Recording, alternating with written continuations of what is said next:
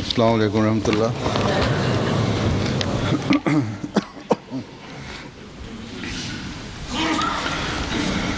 أشهد أن لا إله إلا الله وحده لا شريك له وأشهد أن محمدا عبده ورسوله أما بعد فأعوذ بالله من الشيطان الرجيم بسم الله الرحمن الرحيم الحمد لله رب العالمين الرحمن الرحيم مالك يوم الدين إياك نعبد وإياك نستعين اهدنا الصراط المستقيم صراط الذين أنعمت عليهم غير المغضوب عليهم ولا الضالين.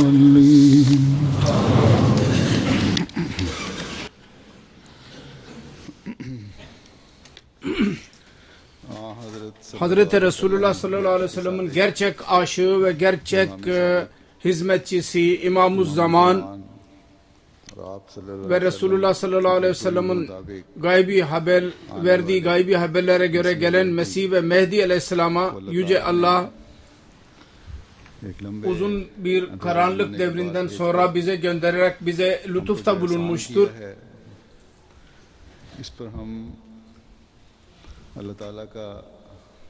Biz buna Yüce Allah ne kadar şükür edersek azdır. Ve şükür etmenin en güzel yolu şudur ki Allah-u Teala'nın gönderdiği bu zatın sözlerini, yazılarını, buyurduklarını okuyarak bunlar üzerinde düşünelim ve onları hayatımızın parçası haline getirelim. Yüce Allah şöyle buyurmuştur Kur'an-ı Kerim'de Kunu ma'as-sadikin, doğrularla birlikte olun. Sadıkların, doğruların sohbetinden feyiz alın. Bunun en güzel manzaralarını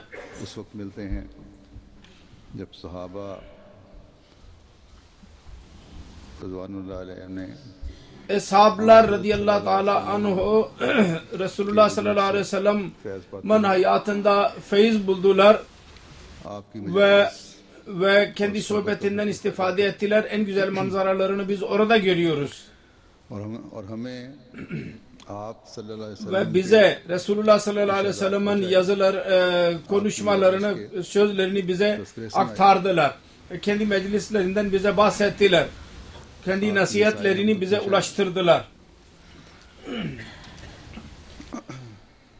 Sonra bu ikinci bir devirdir ki Resulullah sallallahu aleyhi ve sellem'in gerçek aşığı zuhur etmiştir.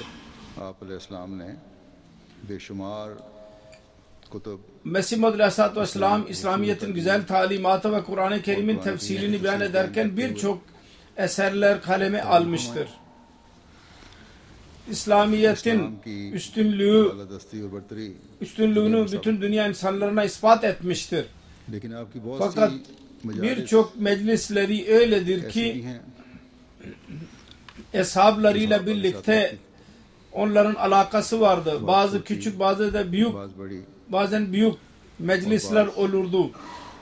Bazı jalsalarında konuşmaları vardı ki onlar bu kitapta yoktur.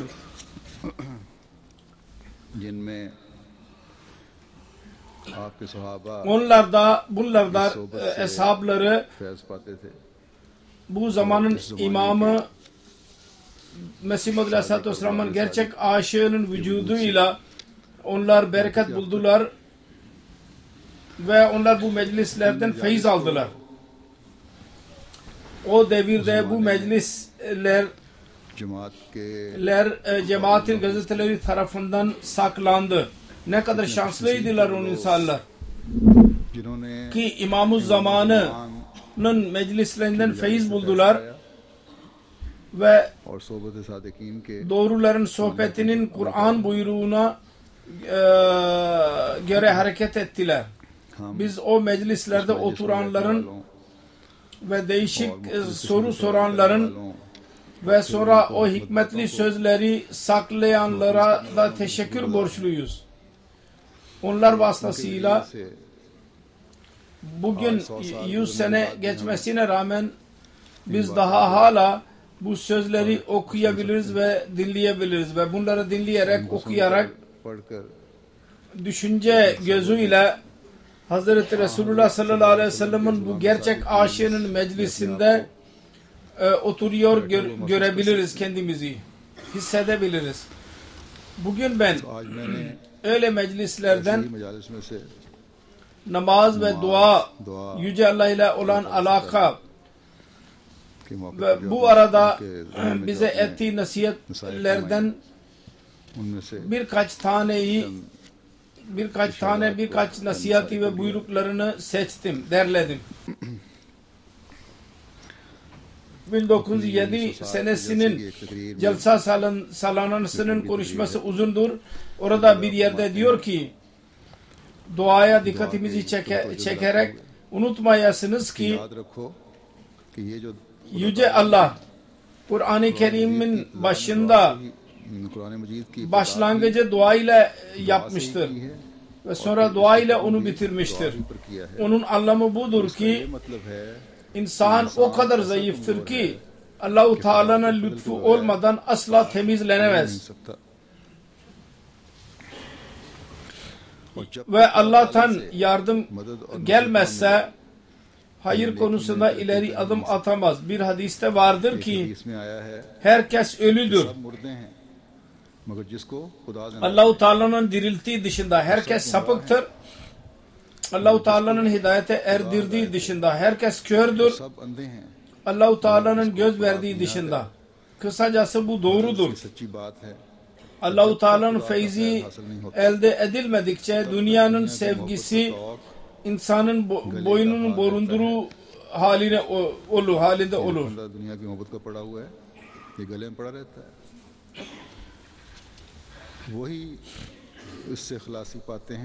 Allah-u Teala'nın lütfettiği insanlar ancak bundan kurtulurlar. Ama unutmamamız lazım ki Allah-u Teala'nın feyzi dahi dua ile başlar. Bu lütfu elde ederseniz bunun için de dua edin. Sonra namazda vesveseleri yok ederek bize nasihat ederek dedi ki bu dua nedir? Ağız ile ehdine sırat-ı müstakim dedik ve kalbimizde düşündük ki filan alışverişi böyle yapacağız, filan şey kalmıştır. Bu iş böyle olmalıydı. Bu böyle olursa böyle yapacağız diye düşünmek bu hayatı zayi etmektir. İnsan Kitabullah'ı yer tutmadıkça ve ona göre amel etmedikçe onun namazları yalnız zamanı zayi etmek demektir. Onun için yine dedi ki dua ediniz. Bir hadise vardır. Bir zat vardı, bir camiye gitti.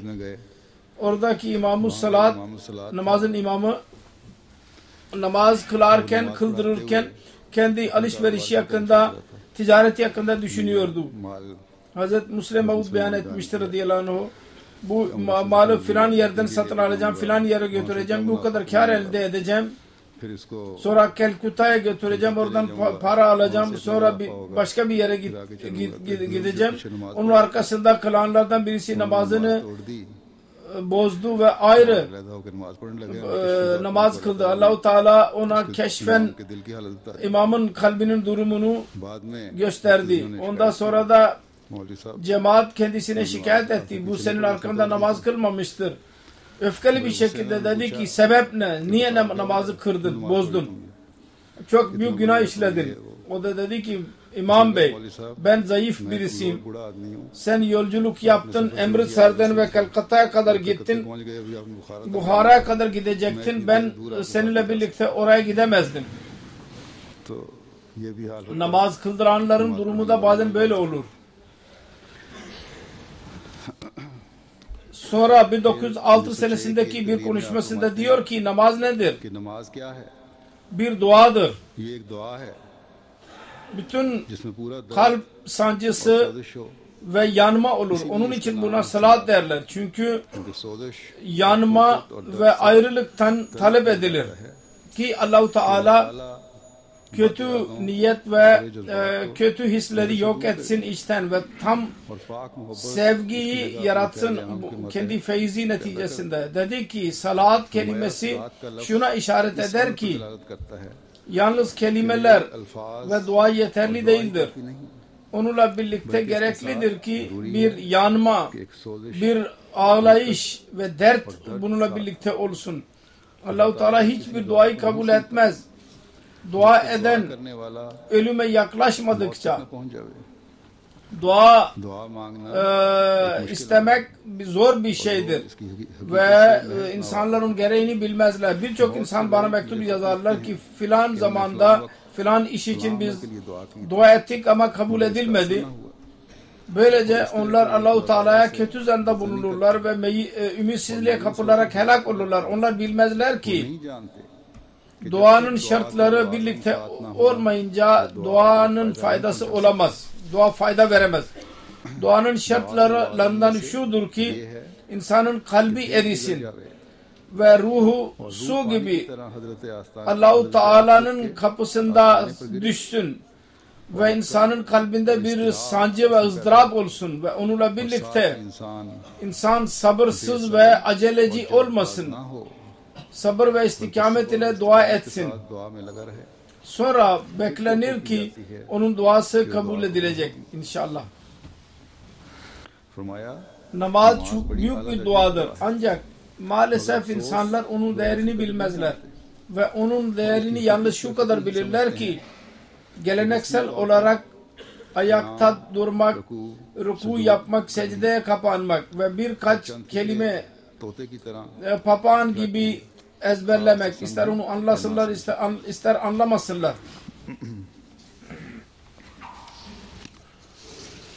Dedi ki फरमाया unutmayınız. याद रखो कि हमें Bizim ve her hakkın talibi için namaz gibi bir nimet के होते हुए var iken ऐसी नेमत के होते हुए başka hiçbir bidata ihtiyacımız yoktur. नहीं है Hazreti Resulullah sallallahu aleyhi ve sellem bir जब किसी sancıyı ya iptilayı görünce hemen namaza başlardı. खड़े हो जाते थे Ve bizim de हमारा अपना और इन daha önce geçmiş doğru insanların tecrübesi mimiz budur ki namazın dışında खुदा की namazdan daha insanı Allah'a götürecek başka bir şey yoktur. İnsan kıyam ettiği zaman तो एक अदब किस bir edep söz konusu olur. Bir köle efendisinin önünde durduğu zaman daima ellerini bağlayarak orada durur. Sonra ruku dahi bir terbiyedir, edeptir. बढ़कर है Ve secde terbiyenin en son doruk noktasıdır. İnsan fena durumuna soktuğu zaman देता है secdeye kapanır. गिर पड़ता है अफसोस Dünyayı talip olanlara yazıklar olsun. Onlar की तरमीम करना चाहते हैं secdeye ve rüküye itiraz ederler. Bunlar en güzel şeylerdir. Bir insan तक के इंसान o alemden से हिस्सा न ले pay almazsa ki onun vasıtasıyla namaz son doruk noktaya varır. Onu elde etmedikçe bir şey yoktur. Bir insan Allah'a inanmazsa namaza nasıl inanabilir? Sonra dedi ki फरमाया şunu söylemek istiyorum. चाहता हूँ Allah ile से नहायत सोच coşku ile ve ağlayarak şu dua etmeliyiz. कि जिस तरह Diğer और meyvelerde और अशिया meyvelerin lezzetini sen yaratmışsın. Namaz ve ibadetin de bir defa lezzetini bana göster. İnsan yediğini unutmaz. देखो Eğer bir insan कोई शख्स किसी खूबसूरत güzel bir को şeyi सुरूर के साथ देखता है lezzetli bir şekilde görürse onu daima hatırda tutulur. Sonra kötü birisini görürse तो उसकी सारी onun हालत bütün durumu mücessem olarak önüne çıkar.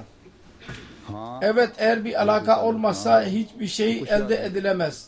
Hiçbir şey hatırlanamaz. इस तरह Aynı şekilde ये नमाजों के नजदीक namaz kılmayanlar için namaz bir cezadır. हक सुबह उठ Boşu boşuna sabah kalkarak, uykuyu bırakarak ve birçok rahatı bırakarak soğuk suyla abdest alarak namaz kılınır. असल बात ये है कि उसे बेदारी है Aslında bu namazı anlamamıştır böyle birisi. Namazın lezzetini anlamamıştır. फिर नमाज O zaman namazdaki lezzeti nereden bulabilir? Sonra 1906 senesindeki bir mecliste dedi ki, ने फरमाया nasihat ederken नसीहत करते हुए dua muamelesinde bir örnek verdi. मिसाल दी कि दुआ के मामले में हज़रत ईसा अलैहिस्सलाम Hz. İsa Aleyhisselam bir misal vermiştir. Bir kadı vardı. काजी था Hiç adaletten yana değildi. Gece gündüz kendi मसरूफ रहता था lezzetlerini dalmıştı. Bir kadının bir duruşması vardı. Daima kapısına gelir उसके दरवाजे पर आती ve ondan insaf isterdi. Hep gelirdi. Kadı काजी तंग usandı ve sonunda और उसने बिलाखिर duruşmaya karar verdi उसको ve kadının hakkını verdi kendisine. देखो Mesih Maud Aleyhisselam diyor ki, sizin Rabbiniz o kadı gibi dahi değil mi? ऐसा भी नहीं Ki duanızı kabul etsin ve size muradınızı versin. Sabit ile duada insan meşgul olmalı, mutlaka kabul edilecek bir gün istikamet şarttır. शर्त है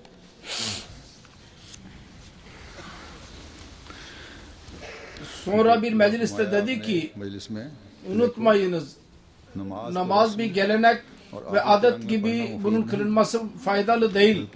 Böyle namaz kılanlara Allah-u Teala bizzat kendisi lanet okumuştur. भेजा है चे जाए के Onların namazı kabul edeceğine. Velul lil musallin, Allah-u Teala bizzat kendisi söylemiştir. फरमाया है Bu öyle namaz kılanlar içindir ki onlar namazın gerçeğinden ve onun anlamlarından bir haberdirler. बेखबर Eshablar सहाबा Rıdvanullahi aleyhim तो kendileri Arapça biliyorlardı ve onun gerçeğini biliyorlardı. Fakat bizim için önemlidir ki जरूरी है onun anlamlarını bilelim ve kendi namazımızda öyle tatlılık yaratalım ki करें ancak उन लोगों ने तो onlar zannediyorlar ki जैसे कि मगर इन लोगों ने तो ऐसा समझ लिया है sanki ikinci bir peygamber gelmiştir ve namazı ortadan kaldırmıştır. यानी Namazı anlayacaklarına namazı öyle yaratmışlardır ve yalnız geleneksel şeyler kalmıştır. जैसा कि हुक्म Yeni sanki bir buyruk gelmiştir gibi. दे दिए फरमाया देखो Allah-u Teala'nın bunda faydası yoktur. İnsanın faydası vardır bunda. भला है Ki Allah-u Teala'nın huzuruna çıkmasına fırsat verilir. Ve orada arz etmesi saygınlığı kendisine verilir. Ve böylece birçok zorluklardan kurtulabilir. Ben hayret ediyorum. हैरान हूं कि वो लोग Nasıl hayat sürüyorlar करते हैं ki günleri geçer ve geceleri de geçer. रात गुजर जाती है Ancak onlar bilmezler ki onların bir Allah ilahları vardır. याद रखो ऐसा इंसान Böyle birisi bugün dahi helak olacak ve yarın dahi helak olacaktır. Ben gerekli bir nasihatte bulunmak istiyorum. Keşke insanlar anlasınlar. Unutmayınız ki insanın hayatı bitmektir. Gafleti terk ediniz छोड़ दो ve ağlayınız Allah katında. Tekil olarak Allah'tan dua ediniz ki Allah-u Teala imanınızı korusun सलामत रखे ve sizden razı olsun. खुश हो जाए Memnun kalsın sizden. 1907 Mart ayında bir mecliste तशरीफ फरमा थे oturuyordu. तो Orada zikredildi. İki zatın birbirlerine उसकी नाराजगी का arasındaki kırgınlıktan O mecliste değişik nasihatlerden de bulundu ve sonunda dedi ki insanın kalbi temiz olmadıkça insanın duası kabul olmaz. Eğer dünyadaki muamelede bir senin kalbinde bir kin varsa senin duan kabul olmayacak. Birbirleriyle kırgınlık ve bencillik ve birbirine karşı kırgınlık, bunları bir tarafa atınız ve kinleri dışarı atınız. Çünkü kalbinizde kin varsa o zaman senin duan kabul olmayacak. Bunu iyi bilmemiz lazım. Ve dünya meselesi dışında hiçbir insanıyla kin tutmamalıyız. Dünya ve onun sebeplerinin ne durumu? Durumu nedir ki onun için bir insana düşmanlık yapınız. Sabahleyin yürüyüşe giderdi. Dostlar da dahi olurdu yanında. Bir konuda mutlaka bir konuşma olurdu. 1908 senesinde sabah yürüyüşünden bahsediliyor. Buyurdu ki uzun konuşma onun bir kısmını aldım. Bazı kimseler öyledir ki bir kulaktan duyarlar ve ikinci kulaktan çıkarırlar. Bunları kalplerine indirmezler. Ne kadar nasihat edersek edelim. Onlar hiç etkilenmezler. Unutmayalım ki Allah-u Teala çok biniyazdır. Çoklukla ve sık sık ızdırap ile dua edilmedikçe o aldırış etmez. Birinin karısı ya çocuğu hasta olursa yahut bir duruşma olursa aleyhinde onun için nasıl ızdıraba kapılır?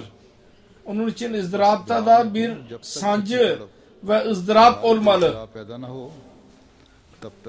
Yoksa bir faydası yoktur. Kabul için ızdırap şarttır. Amman yucibul mustarra izâ da'âhu ve yakşifu su'a buyurduğu gibi. Kim kimin duasını kabul eder ve onun sancısını giderir. Bir kesin duasını kabul eden. Yalnız Allah'tır bu duaları kabul eden. Lahor'da bir mecliste gayri Ahmediler de vardı. Uzun bir konuşma yaptı orada ve orada dua için dedi ki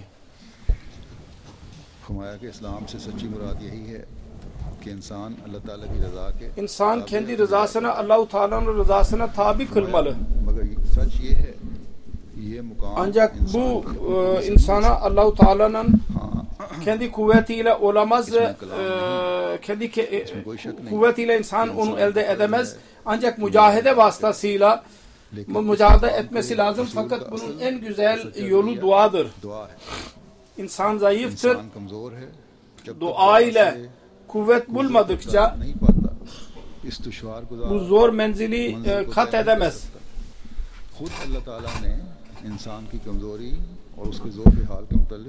İnsan bizzat insanın zaafı hakkında buyurmuştur. Hulekal insanu zayıfa buyurmuştur. Yani insan zayıf yaratılmıştır.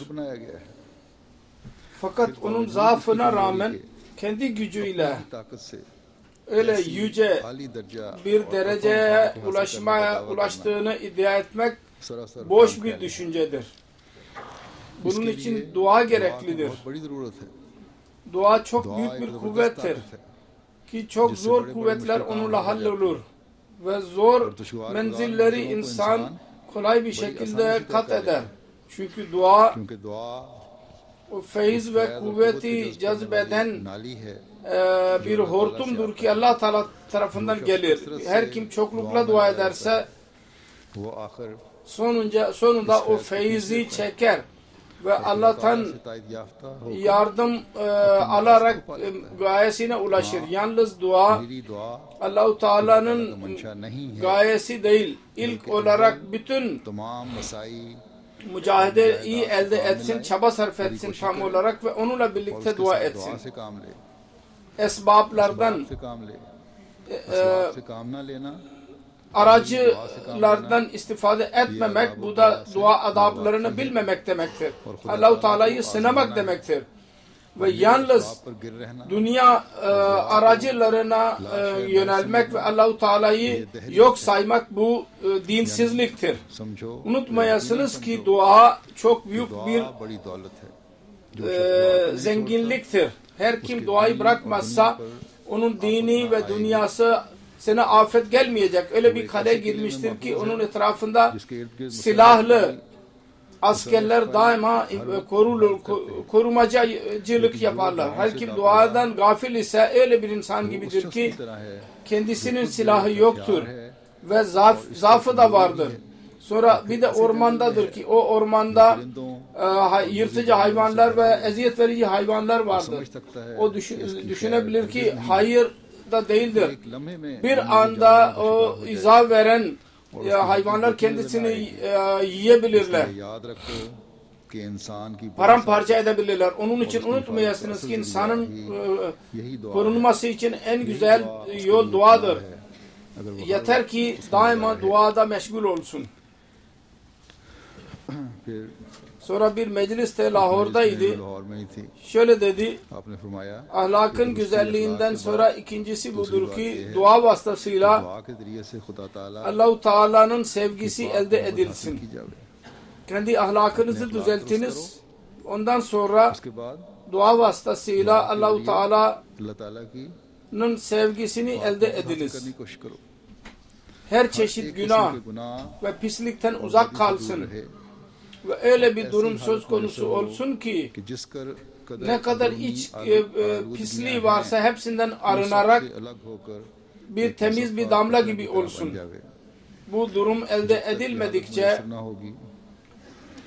tehlikedir tabii ki hep.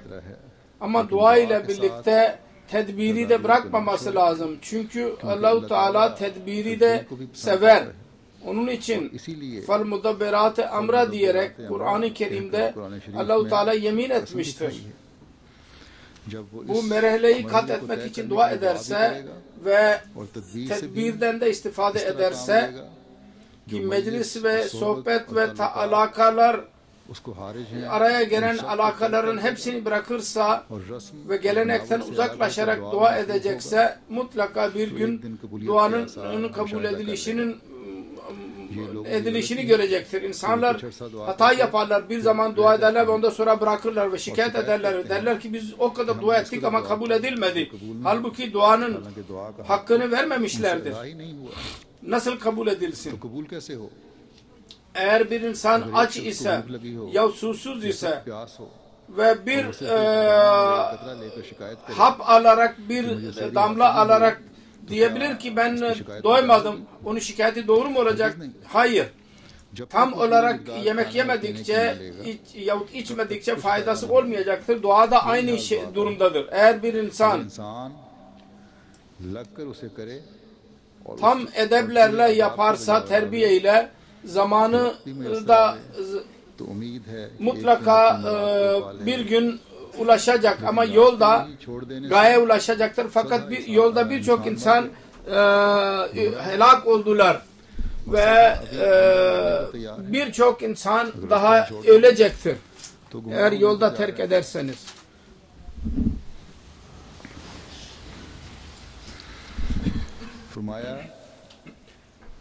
Aynı şekilde baştan sonuna kadar insanlar pisliklere katlanmışlardır.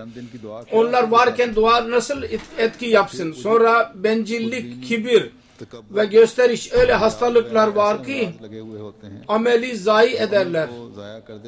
Hayırlı amelin misali bir kuş gibidir. Eğer doğruluk kafesinde onu kaydederseniz orada kalacak. Yoksa uçup gidecektir. Ve bu Allah-u Teala'nın lütfu olmadan elde edilemez. Allah-u Teala der ki Man kana yercu liqa rabbihi felyamal amalan salihan ve la yushrik bi ibadati rabbihi ahada. Ameli salihten murad şudur ki onda asla bir kötülük olmasın. Yetenek olsun. Kibir olmasın, bencillik olmasın. kendini beğenmişlik olmasın. Nefsani garez araya girmesin. İnsanlardan bir şey beklemesin. Öyle ki cennet ve dozuk, cennet ve cehennemi de istemesin. Yalnız Allah-u Teala'sının sevgisi olsun. Başka bir şey arada var oldukça bu şirktir. Çünkü öyle bir dostluğun anlamı yok ki. Yalnız bir dünya için olan bir sevginin anlamı ne?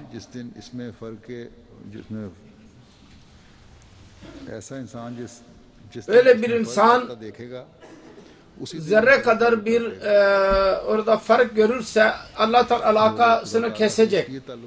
Her kim bize mal elimize geçsin, evlat elimize geçsin yahut filan filan işlerde başarıya ulaşalım diye dua ederlerse onların alakaları gelip geçici olur ve onların imanında tehlikede olur. Onların elde etmek istedikleri gayeler tehlikeye girerse aynı gün onların imanı zayıflayacak. Onun için kesin mümin öyledir ki Allah-u Teala'nın ibadeti belli bir gaye için yapmaz. Bu olursa o zaman ibadet edeceğim demez. 1904 senesinde Ağustos ayında Lahor'da bir mecliste diyor ki birçok insan var ki dil ile Allah-u Teala'ya inanırlar. Ama araştırırsanız göreceksiniz ki onlarda aslında dinsizlik vardır. Çünkü dünyanın işlerine meşgul olurlar. Allah-u Teala'nın kahrını ve onun yüceliğini unuturlar.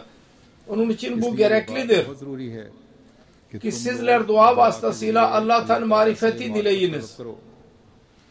Yoksa bu olmadan yakin olmaz. Kesin o zaman ne olacak ki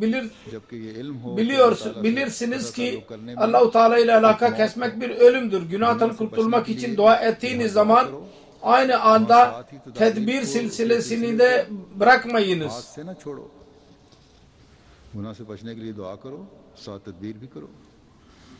Ve bütün meclisler ki onlara katılmakla insan günah yapmaya kalkışırsa onları da bırakınız. Bu gereklidir. Bütün gençler için dünyadaki boş işler ki insan günaha teşvik olursa o meclisleri bıraksın ve ayrıca dua ediniz.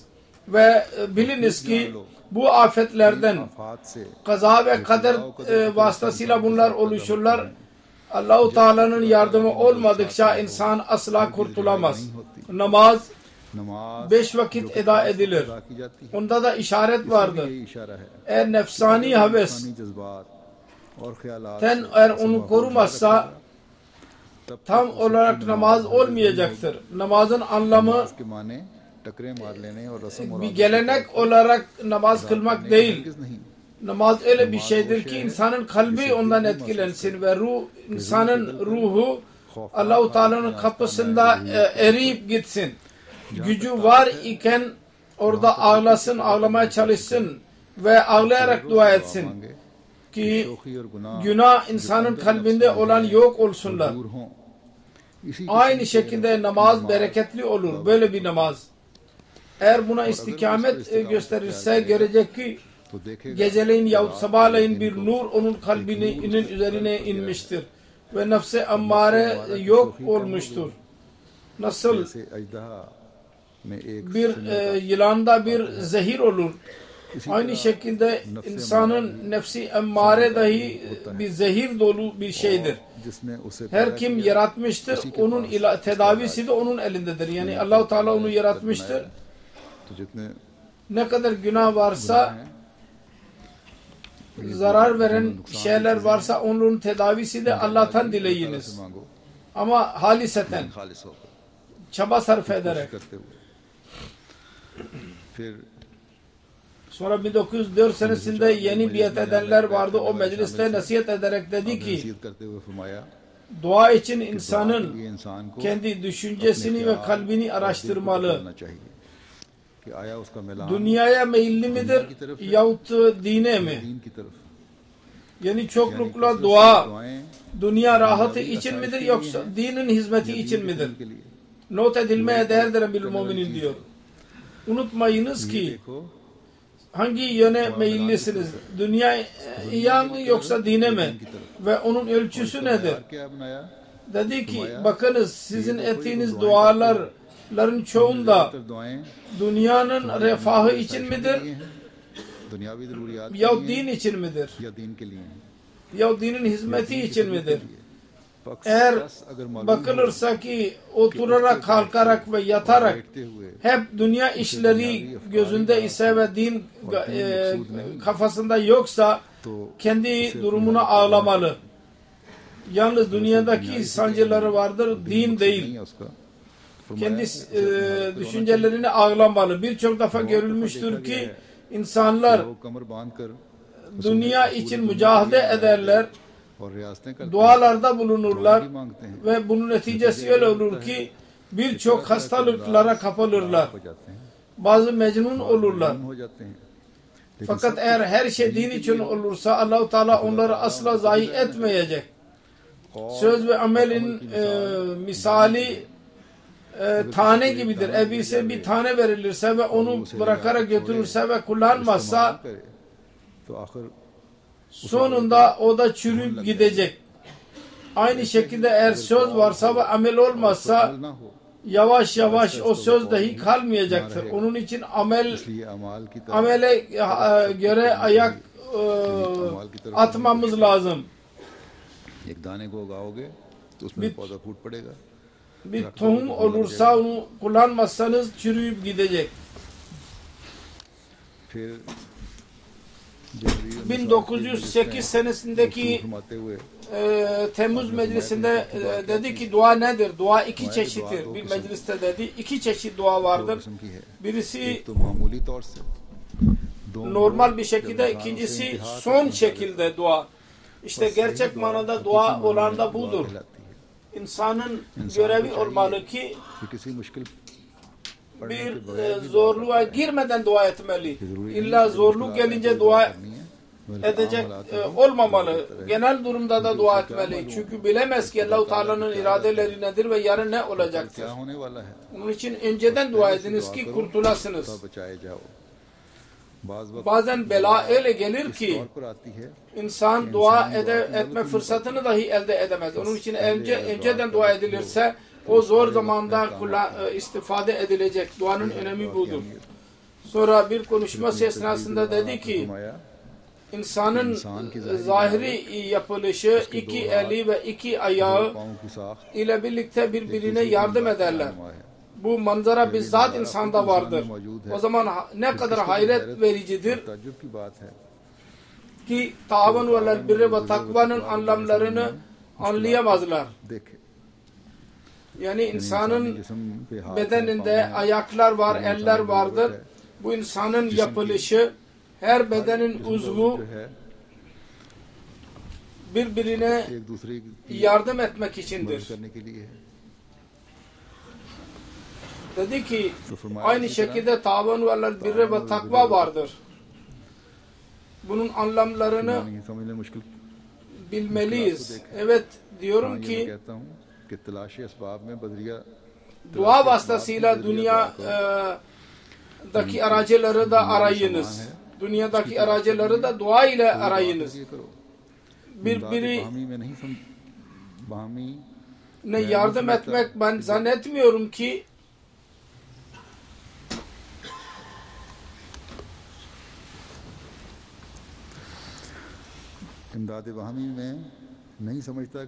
ben sizin bedeninizde Allah-u Teala'nın bir silsilesi ve size gösteriyorum. Siz onu inkar edemezsiniz. Allah-u Teala bunu daha da izah ederek insanlara açmak için peygamberlerin bir silsilesini dünyada yaratmıştır. Allah-u Teala kadir idi, kadirdir de hala. Eğer isterse hiçbir yardımı ihtiyacı olmasın ve peygamberler de gelmesin. Fakat yine bir zaman gelir ki man ansari ilallah demeye mecbur olurlar. Onlar bir fakir gibi mi derler? Man ansari ilallah. Hayır. Man Ensariyullah demenin de bir şanı olur. वो दुनिया Onlar को dünyaya, इस बात सिखाना चाहते हैं dünyadaki aracılardan istifade etmeyi öğretirler. कहते हैं कौन है अल्लाह के लिए मेरे मददगार तो उनको Onların ihtiyacı olmaz yoksa. फरमाया Dünya insanlarına aracılardan istifade etmeyi öğretirler. खाने के लिए ये जो दुआ Bu duanın bir şubesidir. Yoksa Allah-u Teala'ya tam olarak inanırlar. Onun vaadlerine inanırlar. Ve bilirler ki Allah-u Teala söz vermiştir. İnna lenansuru rusulana vellezine amanu fil hayati dünya. Bu kesindir, kesin bir sözdür. Ben diyorum ki eğer Allah-u Teala bir insanın kalbinde yardım düşüncesi yaratmışsa nasıl yardım edebilir? Asıl şudur ki gerçek yardımcı o pak zattır ki onun şanı nemul mevla ve nemul vekil ve nemul nasirdir. Dünya और दुनिया की जिसकी शान है नेमल मौला व नेमल वकील व नेमल Naseer Dünya ve dünyanın yardımları हम लोगों के सामने उनके सामने दुनिया और दुनिया की मददें onların önünde bir ölü gibi olurlar ve ölü bir kurttan daha fazla bunun faydaları olur. Ama dünyaya dua yolunu öğretmek için bu yolu da benimserler. Aslında onlar kendi işlerinin mütevellisi, gözetleyicisi Allah'ı kabul ederler ve bu gerçektir. Ve huve yetevelle salihin. Allah-u Teala onlara memur eder ki kendi işlerini göstersinler. Bizim Resulümüz sallallahu aleyhi ve sellem değişik yerlerde yardım istiyordu. Çünkü nusret-i ilahi zamanı idi. İlahi yardım zamanı idi. Onu arıyordu.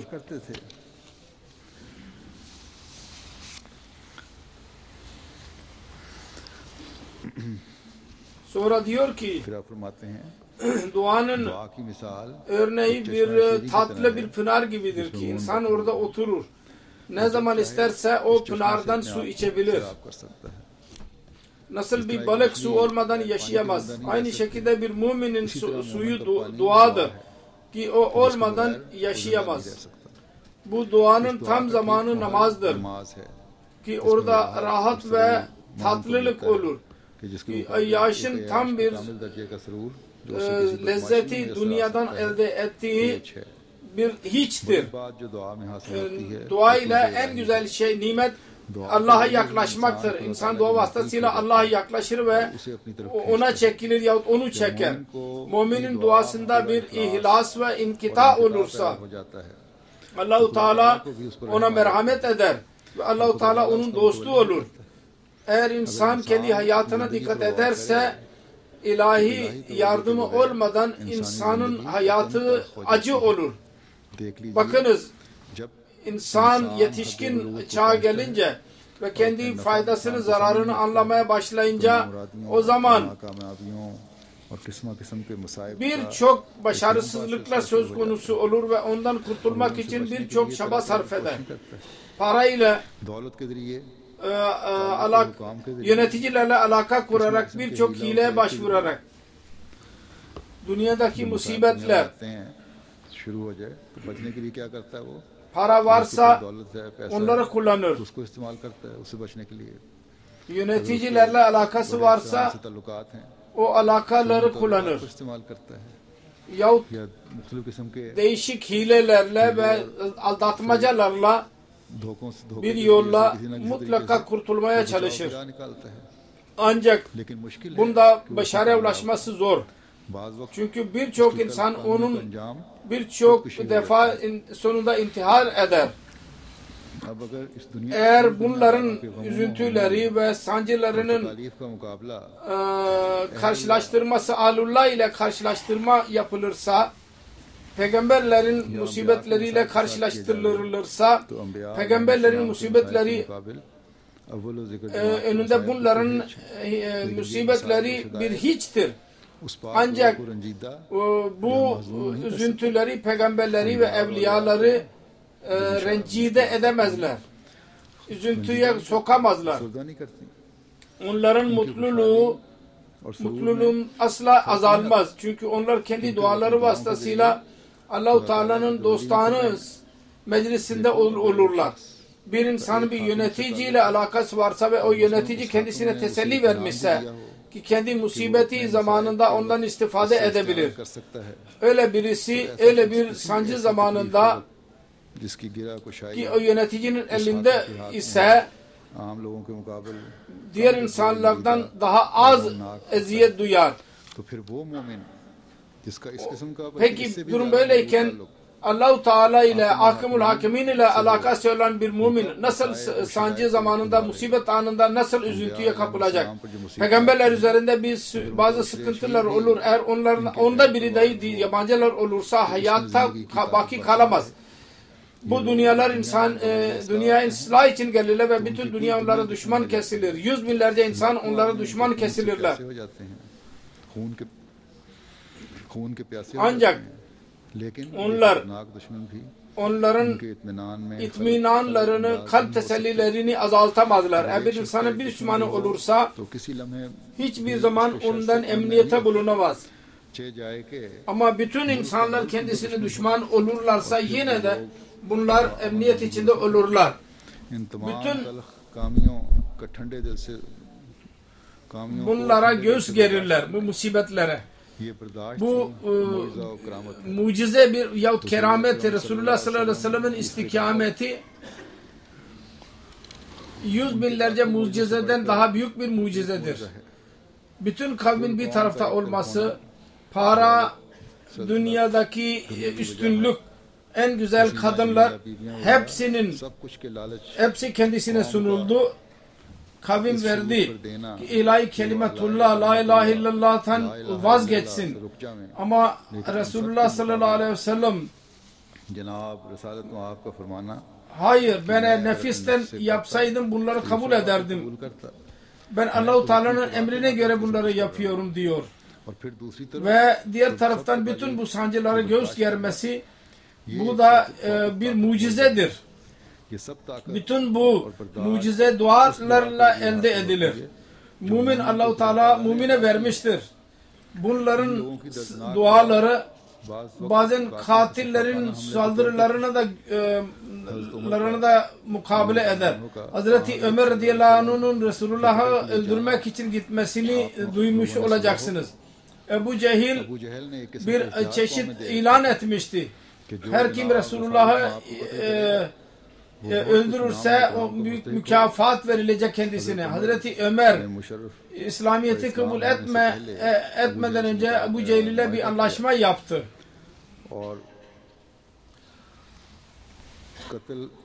Ve Resulullah sallallahu aleyhi ve sellem'i öldürmeye hazırlandı. Güzel bir zamanı arıyordu, fırsat arıyordu. Sorunca öğrendi ki Resulullah sallallahu aleyhi ve sellem geceleyin Kabe'de namaz için Kabe'ye gelir. O zamanı iyi görünce Hazreti Ömer akşamleyin Kabe'ye gidip orada saklandı. Geceleyin La ilahe illallah sesini duydu ormandan. Hazreti Ömer irade etti ki Resulullah sallallahu aleyhi ve sellem secdeye kapanırsa o zaman öldüreceğim. Hazreti Resulullah sallallahu aleyhi ve sellem sancı ile dua etmeye başladı. Ve secdede öyle Allah-u Teala'ya hamd etti ki Hazreti Ömer'in kalbi eridi. Bütün cesareti yok oldu. Ve onu öldüremedi. Namazı bitirince Hazreti Resulullah sallallahu aleyhi ve sellem evine giderken arkasından Hazreti Ömer gitti. Hazreti Ömer radıyallahu anh sordu ve buyurdu ki ey Ömer, sen benim arkamı bırakmayacak mısın? Hazreti Ömer kötü duasından korkarak dedi ki ben efendim sizi öldürmeye niyetinden vazgeçtim. Benim aleyhimde kötü duada bulunmayınız. Hazreti Ömer diyordu ki o ilk geceydi ki bende İslamiyet'in sevgisi uyandı o gecede.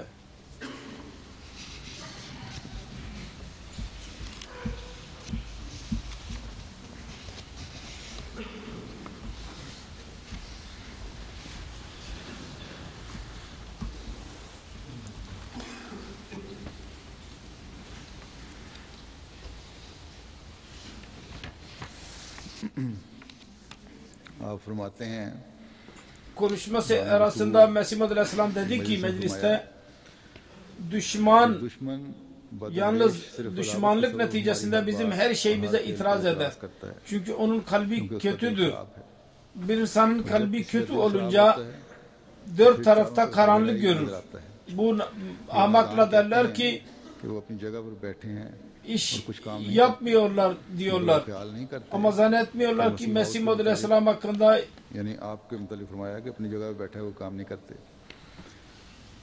मगर वो ख्याल नहीं करते hiçbir yerde yazılmamıştır ki kılıcı eline alacak ve savaşacak. Hayır. कि यही लिखा है Mesih'in üflemesiyle kafirler öleceklerdir. Yani kendi duası vasıtasıyla her işi yapacaktır denmiştir.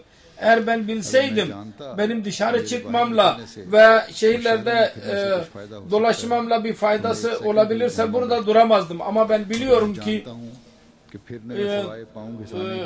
gezmekte yalnız yorulmak dışında bir fayda yoktur. Bütün bu gaye dualarla elde edilebilecek. Bu gayeyi elde etmek mümkün olacak. Duada büyük bereketler vardır. Bir defa bir padişah bir ülkeye saldırmak için çıktı.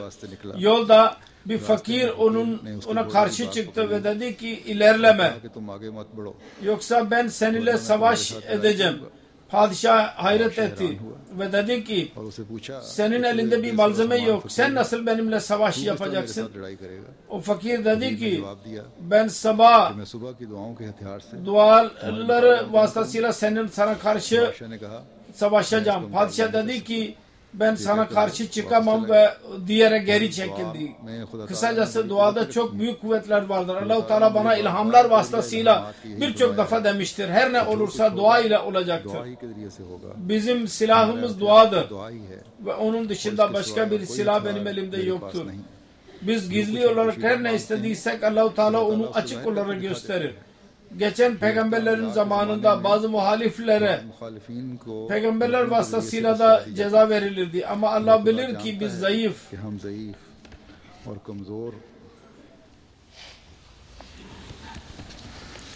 Biz zayıfız. Onun için bizim bütün işimizi eline almıştır. İslamiyet için bir tek yol budur. Ki yalnız mollalar bunu anlayamazlar.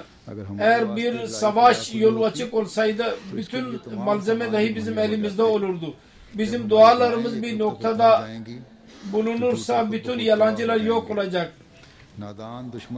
Düşman kalbi siyah olan der ki uyuyor ve yiyor ve başka bir işi yok. Ama bizim elimizde duadan daha kuvvetli bir silah yoktur. Şimdi Allah-u Teala hangi yolla bu dine nasıl yardım etmek ister onu her birimizin bilmemiz lazım. Dua iledir. Bu duanın birçok örneğidir. Ben bugün size önünüze okudum. Yüce Allah bizim dahi dua konusunu anlamamızı ve bizim hayatımıza onu uygulamamızı nasip etsin. Daima bizim gözlerimizin önünde Allah-u Teala'nın zatı olsun. Onun rızasının elde edilmesi olsun. Hem kolaylıkta hem zorlukta biz daima Allah-u Teala'nın katında onun önünde eğilmek ve ondan dua etmenin önemini anlayalım. Anlayanlar olalım. Hz. Mesih Maud Aleyhisselatü Vesselam'a biat ederek bize ne gibi sorumluluklar üzerimizdedir bunun anlayalım ve büyük bir sorumluluk budur ki şimdi bizim her sözümüz ve işimiz Allah-u Teala'nın rızası için olmalı.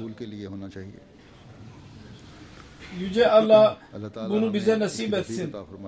Biz dinimizi dünyadan üstün tutanlar olalım ve onun için dua edenler olalım.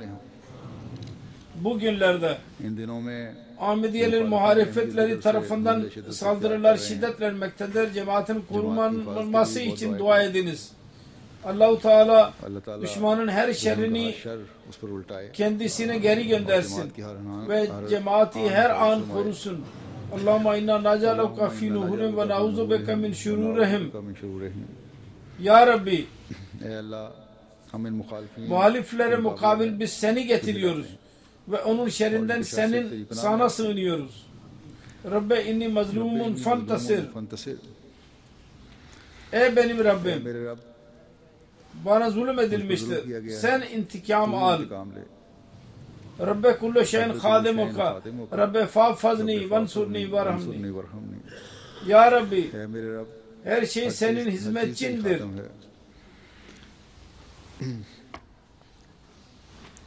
Beni koru, bana yardım et ve bana merhamet eyle.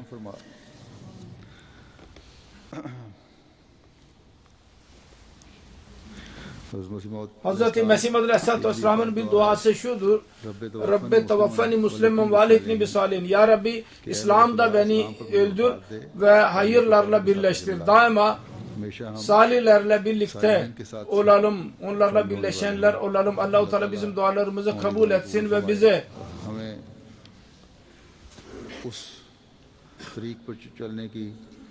öyle bir yolda yürümemizi bize nasip etsin ki Mesih Maud Aleyhisselatü Vesselam bizi o yolda yürümemizi istiyordu. O yolda yürümemizi bize nasip etsin. Amin.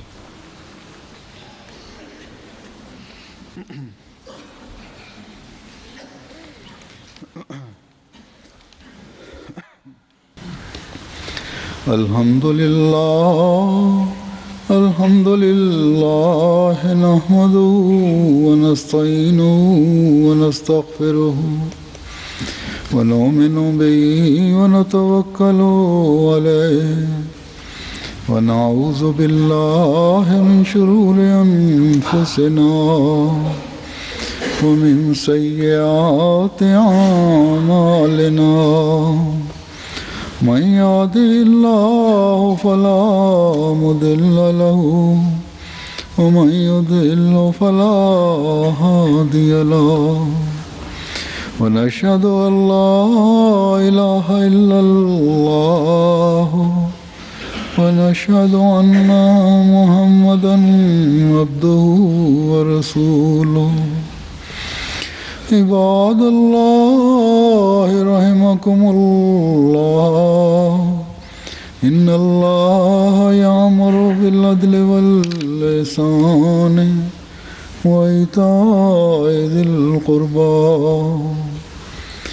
وينهى عن الفحشاء والمنكر والبغي يعظكم لعلكم تذكرون.